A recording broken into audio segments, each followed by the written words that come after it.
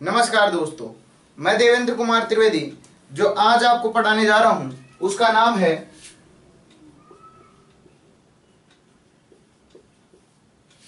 राष्ट्रपति का चुनाव। इलेक्शन ऑफ प्रेसिडेंट, राष्ट्रपति का चुनाव।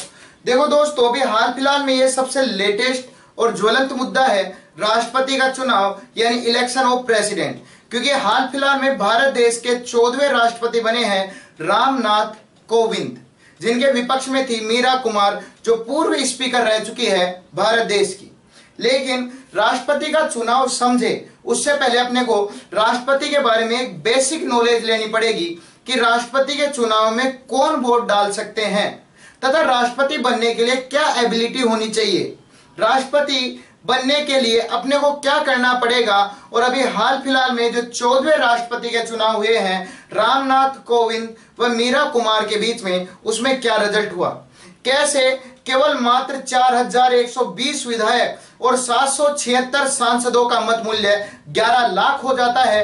यह ओवरऑल आप जब तक नहीं समझोगे तब तक नहीं समझ सकते कि किस प्रकार से राष्ट्रपति की वोटिंग होती है और किस प्रकार से इनका मत मूल्य गिना जाता है। तो आओ दोस्तों, सबसे पहले देखते हैं राष्ट्रपति के चुनाव में यानी इलेक्शन ऑफ प्रेसिडेंट में राष्ट्रपति के वोट, कि राष्ट्रपति को कौन कौन वोट दे सकता है।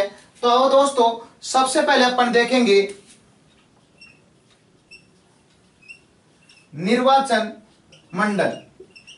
निर्वाचन मंडल का अर्थ होता है इलेक्शन बोर्ड।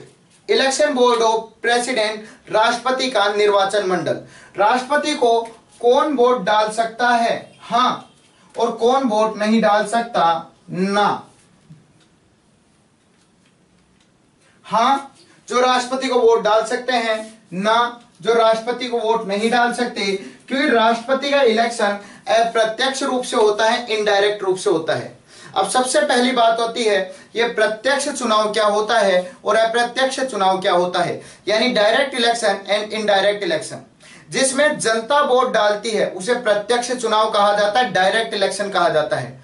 जिसमें जनता वोटिंग नहीं करती, उनके प्रतिनिधि वोटिंग करते हैं, उन्हें अप्रत्यक्ष निर्वाचन, इनडायरेक्ट इलेक्शन कहा जाता है। दोस्तों, राष्ट्रपति के चुनाव में भारतीय जनता भाग नहीं लेती, भारतीय जनता के प्रतिनिधि भाग लेते हैं, इस कारण इसे अप्रत्यक्ष चुनाव कहा जाता है।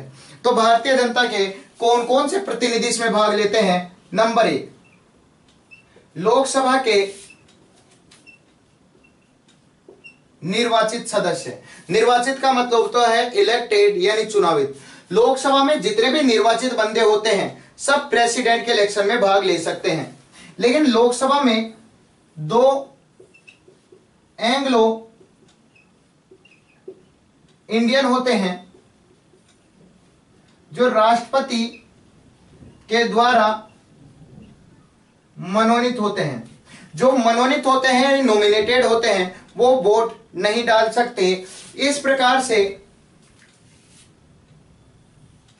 लोकसभा में कुल 543 बंदे इलेक्टेड हैं और 2 बंदे एंग्लो इंडियन हैं। वैसे लोकसभा में टोटल सीटें 552 सीटें होती हैं, लेकिन प्रेजेंटली 545 बंदे ही लोकसभा में हैं, जिनमें 543 इलेक्टेड हैं एंड 2 एंग्लो इंडियन हैं। वर्तमान में जो 2 एंग्लो इंडियन हैं उनका नाम है Richard Heath and George baker. Richard Heath and George baker वो वोटिंग नहीं कर सकते हैं। नंबर 2, राज्यसभा के निर्वाचित सदस्य। राज्यसभा में जितने भी निर्वाचित सदस्य होते हैं वो वोटिंग डाल सकते हैं, लेकिन 12 सदस्य वोटिंग नहीं कर सकते। क्यों? क्योंकि ये राष्ट्रपति के द्वारा मनोनीत होते हैं यानी नॉमिनेटेड होते हैं। वर्तमान में राज्यसभा में 233 बंदे इलेक्टेड हैं और 12 बंदे नॉमिनेटेड हैं। दोस्तों, राज्यसभा में कुल 250, 250 बंदे हो सकते हैं, लेकिन वर्तमान में 245 बंदे हैं, जिनमें 233 इलेक्टेड हैं एंड 12 नॉमिनेटेड हैं। नंबर 3, विधान सभा के निर्वाचित सदस्य। भारत के 29 राज्यों की जितने भी विधानसभाएं हैं उनके सभी बंदे इसमें वोटिंग कर सकते हैं, लेकिन विधान परिषद को लेजिस्लेटिव काउंसिल कहा जाता है। वर्तमान में भारत के 7 राज्यों में विधान परिषद है। कर्नाटक, यूपी, महाराष्ट्र, बिहार, आंध्र प्रदेश, जम्मू कश्मीर और तेलंगाना, इन 7 राज्यों में विधान परिषद है। और भारत के 29 राज्यों में विधानसभा यानी लेजिस्लेटिव असेंबली है। जितनी भी विधानसभाएं हैं इनके विधायक वोटिंग कर सकते हैं, लेकिन विधान परिषद लेजिस्लेटिव काउंसिल है उनके विधायक वोटिंग नहीं कर सकते। नंबर 4, दिल्ली और पुदुचेरी, जिसे पांडिचेरी के नाम से भी जाना जाता था, यहां के विधानसभा के निर्वाचित सदस्य यानी इलेक्टेड मेंबर वोटिंग कर सकते हैं, लेकिन यहां के मनोनीत यानी नॉमिनेटेड मेंबर वोटिंग नहीं कर सकते हैं। इसका मतलब दिल्ली और पुदुचेरी की विधानसभा के जो भी इलेक्टेड मेंबर्स हैं वो वोटिंग कर सकते हैं। भारत की कुल मिलाकर वर्तमान में 31 विधानसभाएं हैं, जिनमें 4120 विधायक हैं यानी एमएलए हैं। तो इसका मतलब यह है कि अपने भारत में टोटल अगर देखा जाए तो टोटल 776 एमपी है, मेंबर ऑफ पार्लियामेंट यानी सांसद हैं। 776 सांसद और 4120 एमएलए वोटिंग में भाग ले सकते हैं। फिर से देखते हैं दोस्तों, लोकसभा में जितने भी इलेक्टेड मेंबर होते हैं वोटिंग में भाग लेंगे। एंग्लो इंडियन जो नॉमिनेटेड मेंबर होते हैं वोटिंग में भाग नहीं लेंगे। राज्यसभा के इलेक्टेड मेंबर वोटिंग में भाग लेंगे। राज्यसभा के नॉमिनेटेड मेंबर 12 सदस्य वोटिंग में भाग नहीं लेंगे। विधानसभाओं के जितने भी इलेक्टेड मेंबर हैं भारत की 29 विधानसभाओं के, वो भाग लेंगे, लेकिन विधान परिषद लेजिस्लेटिव काउंसिल के कोई भी बंदे भाग नहीं ले सकते। दिल्ली और पुदुचेरी की विधानसभा के इलेक्टेड मेंबर्स भाग लेंगे, लेकिन यहां के नॉमिनेटेड मेंबर भाग नहीं लेते। इस तरह राष्ट्रपति के चुनाव में 776 एमपी यानी मेंबर ऑफ पार्लियामेंट सांसद भाग लेते हैं, 776 सांसद भाग लेते हैं और 4120 विधायक यानी एमएलए भाग लेते हैं। अब बात यह आती है कि टोटल मिलाकर 5000 भी नहीं होते, फिर इनका मत वैल्यू कैसे 11 लाख तक पहुंच जाता है वो देखेंगे। लेकिन सबसे पहले राष्ट्रपति की योग्यता, राष्ट्रपति बनने के लिए क्या क्या एबिलिटी राष्ट्रपति में होनी चाहिए। नंबर 1, वह बंदा भारतीय होना चाहिए, भारत का व्यक्ति होना चाहिए। तो आपसे पूछा जाएगा कि राष्ट्रपति नॉन भारतीय बन सकता है? कभी नहीं बन सकता। नंबर 2, 35 वर्ष की आयु प्राप्त कर चुका हो, 35 ईयर कंप्लीट कर चुका हो, 35 वर्ष जो पूरा कर चुका वो ही राष्ट्रपति के इलेक्शन में भाग ले सकता है और कोई नहीं ले सकता। नंबर 3, लोकसभा का सदस्य बनने योग्य हो। यह कंपलसरी नहीं है कि जो बंदा राष्ट्रपति के इलेक्शन में जा रहा है वो लोकसभा का मेंबर होना चाहिए ना, लेकिन लोकसभा का मेंबर बनने एबल तो होना ही चाहिए। तो यह है लोकसभा का सदस्य बनने योग्य होना चाहिए। नंबर 4, लाभ के पद पर नहीं होना चाहिए, प्रॉफिट पोस्ट पर नहीं होना चाहिए। किसी प्रकार की केंद्र की, राज्य की या स्थानीय सरकार जिसको लोकल गवर्नमेंट कहा जाता है, किसी प्रकार की जॉब में ना हो, कोई प्रॉफिट पोस्ट पर ना हो, लाभ के पद पर ना हो।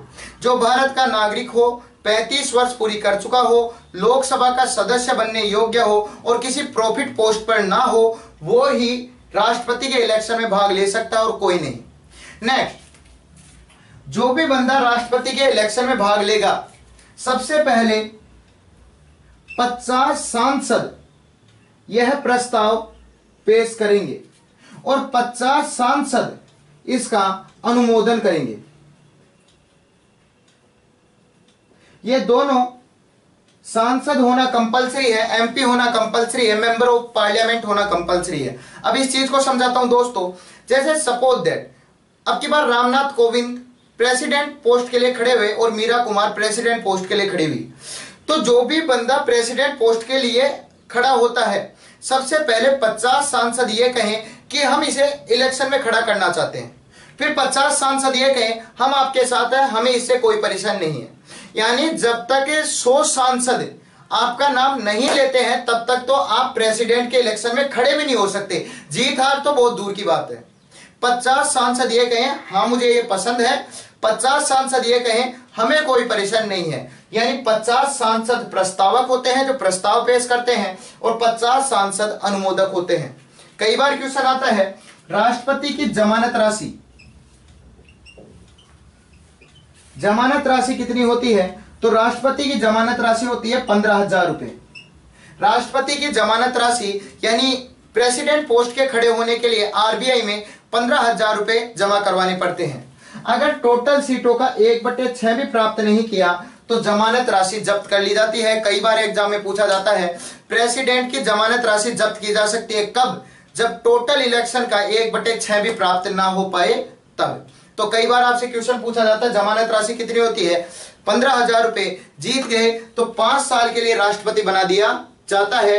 हटाने के प्रोसीजर बहुत तरीके से होते हैं, त्यागपत्र होता है, महाभियोग प्रणाली होती है, लेकिन अभी अपन उस पर बात नहीं करेंगे। अभी अपन बात करेंगे केवल राष्ट्रपति के चुनाव यानी इलेक्शन से रिलेटेड। राष्ट्रपति के चुनाव में ये बंदे भाग ले सकते हैं, ये बंदे भाग नहीं ले सकते। राष्ट्रपति के इलेक्शन के लिए ये आपके पास एबिलिटी होनी चाहिए और इस प्रोसीजर के द्वारा कोई भी बंदा प्रेसिडेंट पोस्ट पर खड़ा हो सकता है। अब अपन देखेंगे एक एमएलए यानी विधायक का मत वैल्यू और एक सांसद यानी एमपी का मत वैल्यू, किस प्रकार से मत वैल्यू लाखों में जाता है और किस प्रकार से लाखों में से राष्ट्रपति मत वैल्यू लेकर जीतता है। और अब देखते हैं राष्ट्रपति का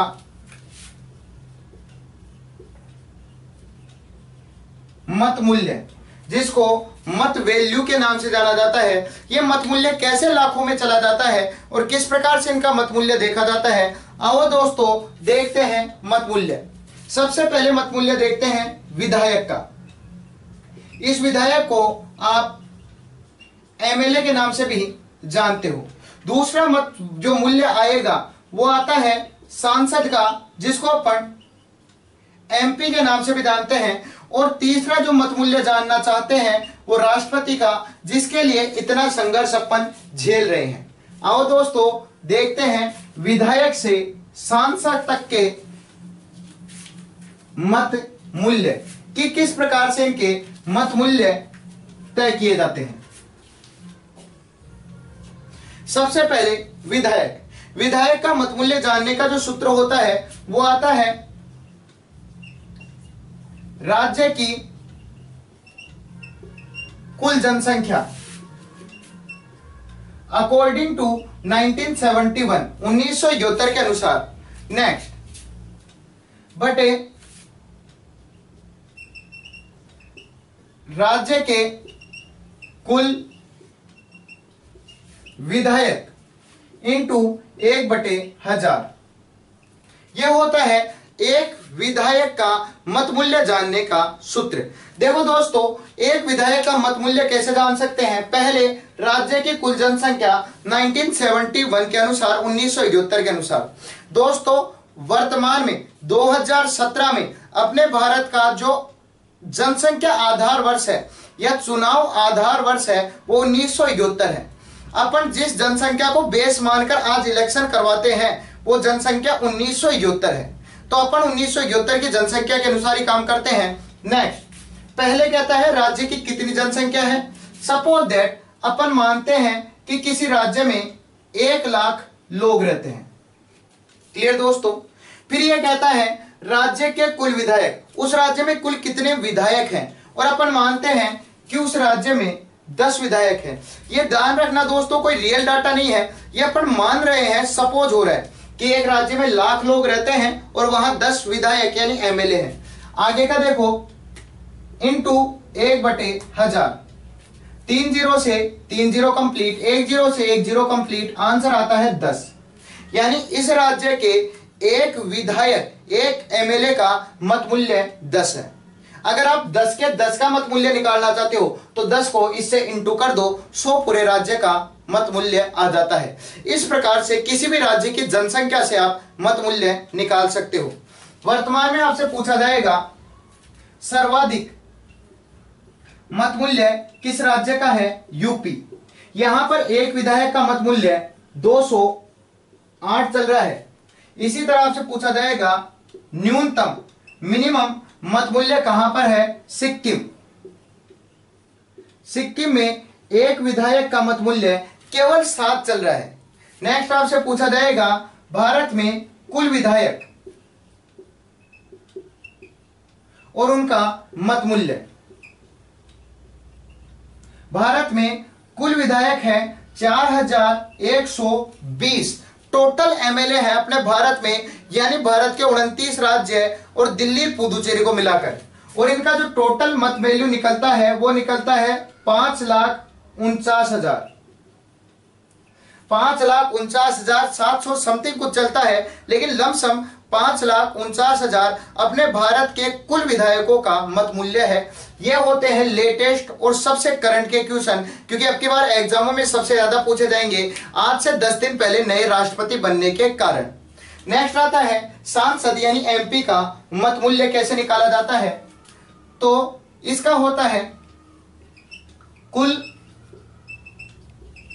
विधायकों का मत मूल्य